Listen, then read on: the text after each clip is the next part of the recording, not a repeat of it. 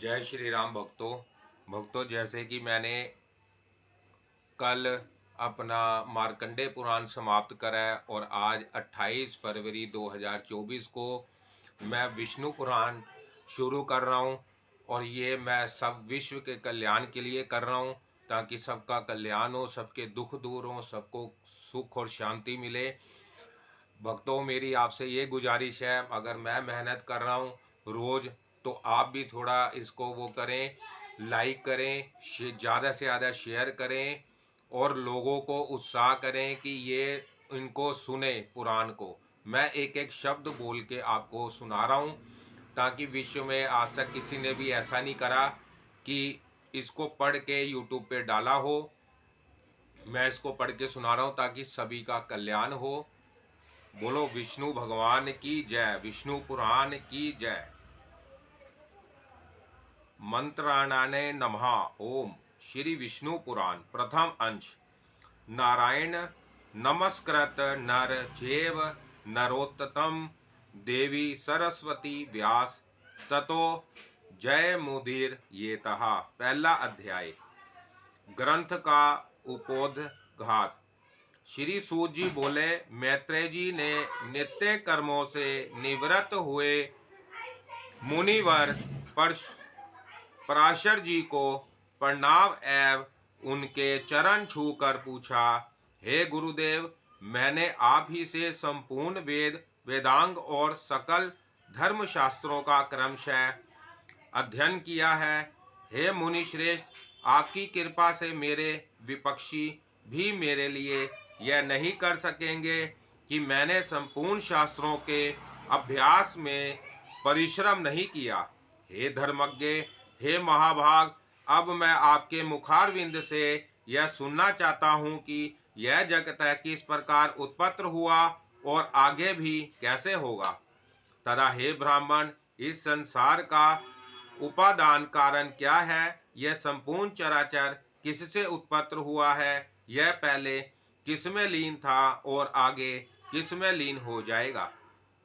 इसके अतिरिक्त आकाश आदि भूतों का परिमाण, समुद्र, पर्वत तथा देवता आदि की उत्पत्ति, पृथ्वी का अधिष्ठान और सूर्य आदि का परिमाण तथा उनका आधार, देवता आदि के वंश, मनु मनवंतर, चारों युगों में विभक्त, कल्प और कल्पों के विभाग, प्रलय का स्वरूप, युगों के पृथक पृथक संपूर्ण धर्म, देव ऋषि और राशियों के चरित्र, श्री व्यास जी कृत वैदिक शाखाओं की यथावत रचना तथा ब्रह्मादि वर्ण और ब्रह्मचारी आश्रमों के धर्म, ये सब हे महामुनि शक्ति नंदन मैं आपसे सुनना चाहता हूँ।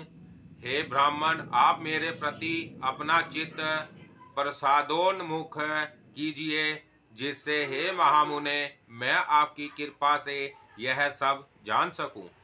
श्री पराशर जी बोले, हे धर्मज्ञ मैत्रेय, मेरे पिताजी के पिता श्री वशिष्ठ जी ने जिसका वर्णन किया था, उस पूर्व प्रसंग का तुमने मुझे अच्छा स्मरण कराया। हे मैत्रेय, जब मैंने सुना कि पिताजी को विश्वामित्र की प्रेरणा से राक्षस ने खा लिया है, तो तुमको बड़ा भारी क्रोध हुआ। तब राक्षसों का ध्वंस करने के लिए मैंने यज्ञ करना आरंभ किया। उस यज्ञ में सैकड़ों राक्षस जलकर भस्म हो गए। इस प्रकार उन राक्षसों को सर्वथा नष्ट होते देख मेरे महाभाग पितामह वशिष्ठ जी मुझसे बोले, हे वत्स, अत्यंत क्रोध करना ठीक नहीं, अब इसे शांत करो। राक्षसों का कुछ भी अपराध नहीं है, तुम्हारे पिता के लिए तो ऐसा ही होना था। क्रोध तो मूर्खों को ही हुआ करता है, विचारवानों को भला कैसे हो सकता है। भैया, भला कौन किसी को मारता है, पुरुष स्वयं ही अपने किए का फल भोगता है। हे विप्रवर, यह क्रोध तो मनुष्य के अत्यंत कष्ट से संचित यश और तप का भी प्रबल नाशक है। हे तात, इस लोक और परलोक दोनों को बिगाड़ने वाले इस क्रोध का महर्षिगण सर्वदा त्याग करते हैं, इसलिए तू इसके वशीभूत मत हो। अब इन बेचारे निरपराध राक्षसों को दग्ध करने से कोई लाभ नहीं है। आपने इस यज्ञ को समाप्त करो। साधुओं का धन तो सदा क्षमा ही है। महात्मा दादाजी के इस प्रकार समझाने पर उनकी बातों के गौरव का विचार करके मैंने वह यज्ञ समाप्त कर दिया। इससे मुनि श्रेष्ठ भगवान वशिष्ठ जी बहुत प्रसन्न हुए। उसी समय ब्रह्मा जी के पुत्र पुलत्स्य जी वहां आए। हे मैत्रेय, पितामह ने उन्हें अर्घ दिया। तब वह महर्षि पुलह के ज्येष्ठ भ्राता महाभाग पुलत्स्य आसन ग्रहण करके मुझसे बोले। पुलत्स्य जी बोले, तुमने चित्त में बड़ा वैर भाव रहने पर भी अपने बड़े बूढ़े वशिष्ठ जी के कहने से क्षमा स्वीकार की है, इसलिए तुम संपूर्ण शास्त्रों के ज्ञाता होगे। हे महाभाग, अत्यंत क्रोधित होने पर भी तुमने मेरी संतान का सर्वदा मूलोच्छेद नहीं किया, अतः मैं तुम्हें एक और उत्तम वर देता हूँ। हे वत्स, तुम पुराण संहिता के वक्ता होगे और देवताओं के यथार्थ स्वरूप को जानोगे। तथा मेरे प्रसाद से तुम्हारी निर्मल बुद्धि प्रवृत्ति और निर्वृत्त के उत्पन्न करने वाले कर्मों में निसंदेह हो जाएगी। फिर मेरे पितामह भगवान वशिष्ठ जी बोले, पुलत्स्य ने जो कुछ कहा है वह सभी सत्य होगा। हे मैत्रेय, इस प्रकार पूर्व काल में बुद्धिमान वशिष्ठ जी और पुलत्स्य ने जो कुछ कहा था वह सब तुम्हारे प्रश्न से मुझे स्मरण हो आया है। अतः हे मैत्रेय, तुम्हारे पूछने से मैं उस संपूर्ण पुराण संहिता को तुम्हें सुनाता हूँ। तुम उसे भली प्रकार ध्यान देकर सुनो। यह जगत विष्णु से उत्पन्न हुआ है, उन्हीं में स्थित है। वह ही इसकी स्थिति और लय के करता है, तथा यह जगत भी वह ही है। दूसरा अध्याय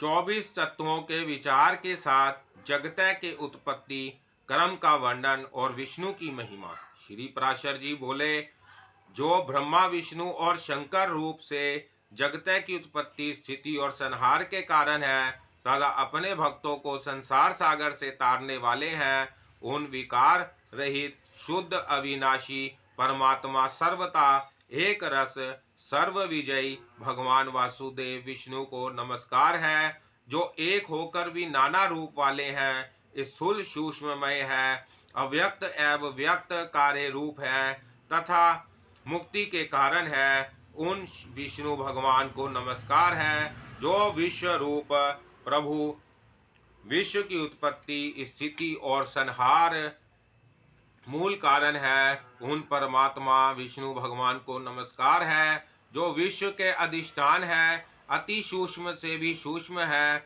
सर्वदा प्राणियों में स्थित पुरुषोत्तम और अविनाशी है, जो परमार्थ अति निर्मल ज्ञान स्वरूप है, किंतु अज्ञानवश नाना पदार्थ रूप से प्रतीत होते हैं, तथा जो जगत की उत्पत्ति और स्थिति में समर्थ एवं उसका संहार करने वाले हैं। उन जगदीश्वर अजन्मा अक्षय और अव्यय भगवान विष्णु को प्रणाम करके तुम्हें वह सारा प्रसंग क्रमशः सुनाता हूँ, जो दक्ष आदि मुनि श्रेष्ठों के पूछने पर पितामह भगवान ब्रह्मा ने उनसे कहा था।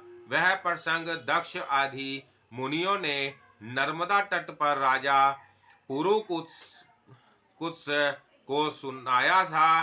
तथा पुरुकुत्स ने सारस्वत से और सारस्वत से मुझसे कहा था, जो पर प्राकृतिक से भी पर परमेश्रेष्ठ अंतरात्मा में स्थित परमात्मा रूप वर्ण नाम और विशेष आदि से रहित है, जिसमें जन्म वृद्धि परिणाम क्षय और नाश इन 6 विकारों का सर्वदा अभाव है, जिसको सर्वदा के केवल है इतना ही कह सकते हैं।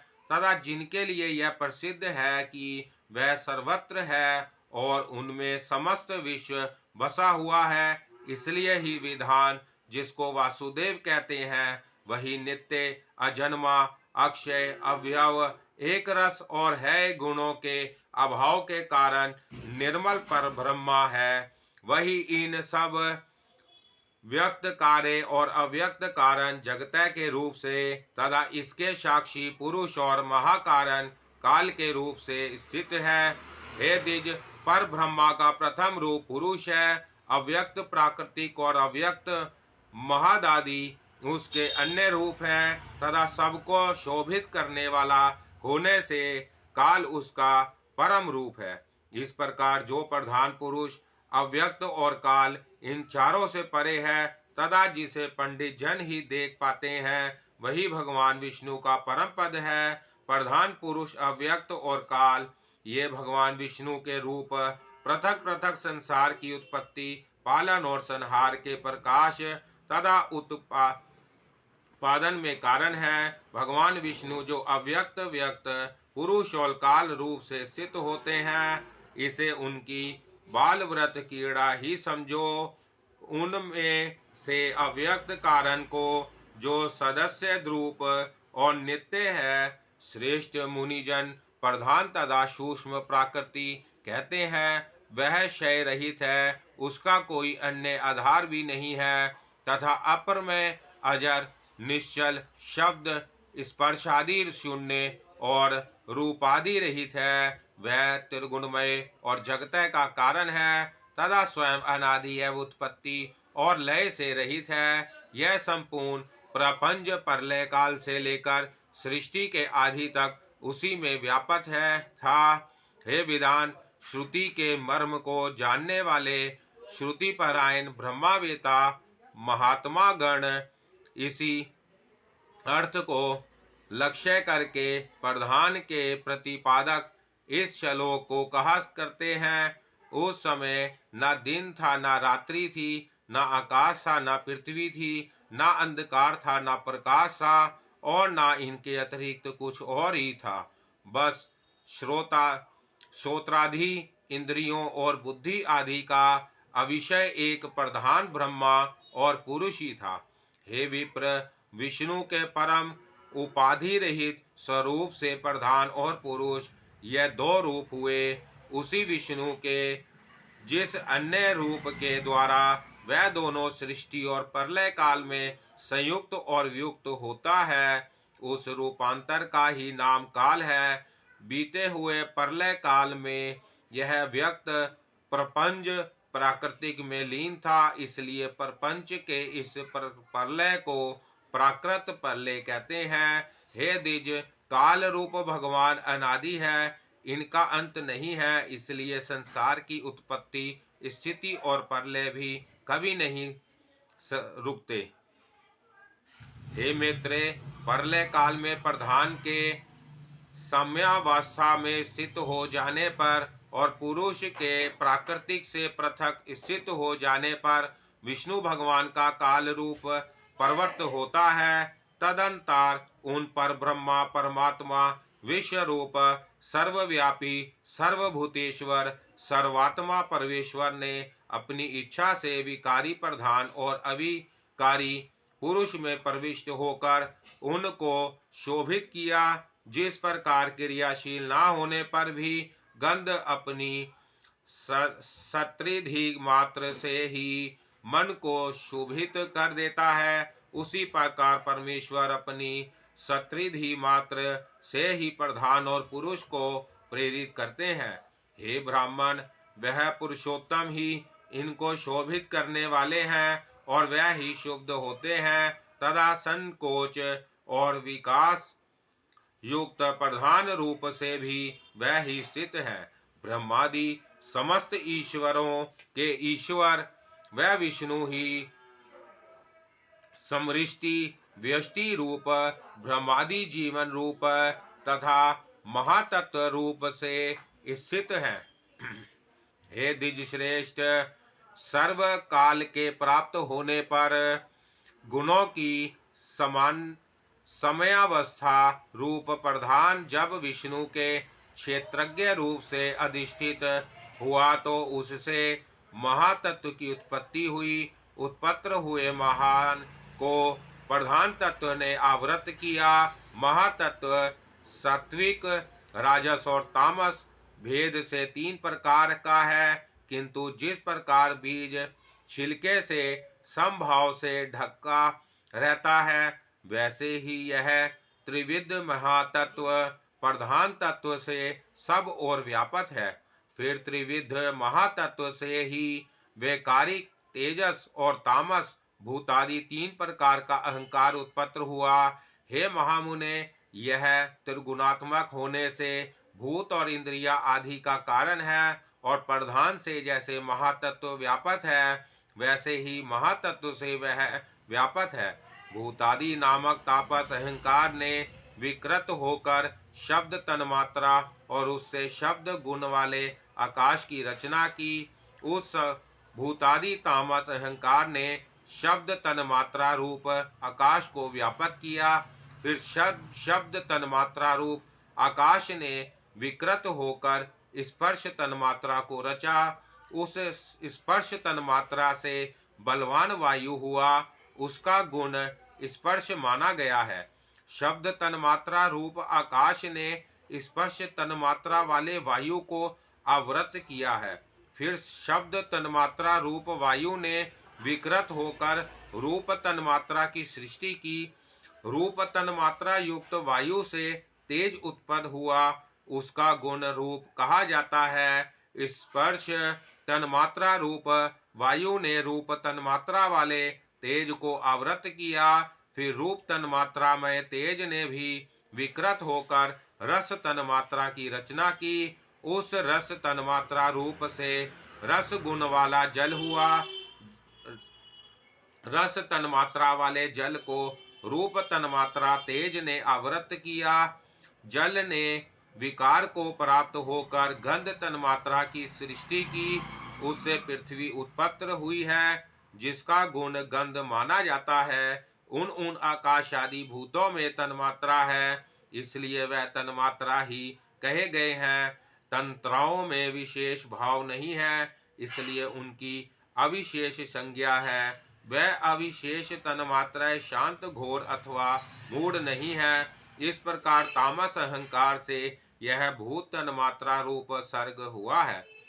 10 इंद्रियां तेजस अर्थात राजस अहंकार से और उनके अधिष्ठता देवता वैकारिक अर्थात सात्विक अहंकार से उत्पन्न हुए कहे जाते हैं। इस प्रकार इंद्रियों के अधिष्ठता 10 देवता और 11 मन वैकारिक हैं। हे द्विज, तवक, चक्षु, नसिका, जीवा और श्रोत, ये पांचों बुद्धि की सहायता से शब्दादि विषयों को ग्रहण करने वाली 5 ज्ञानेंद्रियां हैं। हे मित्रे, पायु, उपसथ, पायु, गुद्दा, उपसल, लिंग, हस्त, पाद और वाक, ये 5 कामेंद्रियां हैं। इनमें कर्म, मल मूत्र का त्याग, शिल्प, गति और वचन बतलाए जाते हैं। आकाश, वायु, तेज, जल और पृथ्वी, ये पांचों भूत उत्तरोत्तर क्रमशः शब्द, स्पर्श आदि 5 गुणों से युक्त हैं। ये पांचों भूत शांत, घोर और मूढ़ है, अर्थात सुख, दुख और मोह युक्त हैं, अतः यह विशेष कहलाते हैं। इन भूतों में पृथक पृथक नाना शक्तियां हैं, अतः वह परस्पर पूर्णतया मिले बिना संसार की रचना नहीं कर सके।